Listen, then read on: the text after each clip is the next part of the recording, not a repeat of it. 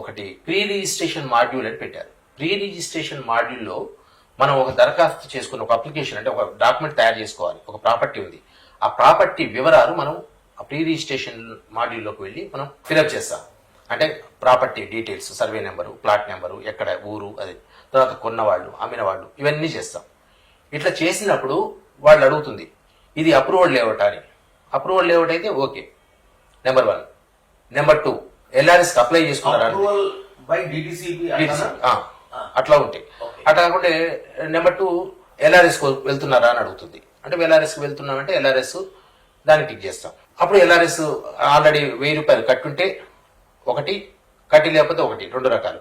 అంటే 1000 రూపాయలు కట్టుంటేనేమో వివరాలు ఇస్తే అప్పుడే ఫెచ్ అవుతాయి, మనం ఆల్రెడీ పెట్టిన ఫెచ్ అయిపోతాయి, లింక్ అయిపోతాయి. అది లింక్ అయిపోతే అప్పుడు ఉన్నటువంటి మార్కెట్ వాల్యూ ఏదైతుందో అదే తీసుకుంటుంది. అంటే 2020 తర్వాత 2021, 2022 2 సార్లు మార్కెట్ వాల్యూ రివిజన్ అయ్యి పెరిగినాయి కాకుండా పాత రేటు మీదనే తీసుకునే అవకాశం ఉంటుంది. సో అది ఒకవేళ అప్పుడు 1000 రూపాయలు కట్టలేదు, ఇప్పుడు ఫ్రెష్ గా మనం డాటా సబ్మిట్ చేయొచ్చు. ఇప్పుడు ఫ్రెష్ గా సబ్మిట్ చేస్తే ఈ రోజు వాల్యూ తీసుకుంటుంది. LRS అనేది అప్పుడు కట్టి ఉన్న వాళ్ళు, కట్టని వాళ్ళు, ఇప్పుడు సబ్మిట్ చేసిన వాళ్ళు ఎవరైనా కానీ ఈ మార్చి 31 లోపు వాళ్ళు చెల్లించినట్లయితే, రిజిస్ట్రేషన్ చేసుకున్నట్లయితే 25% మనకి డిస్కౌంట్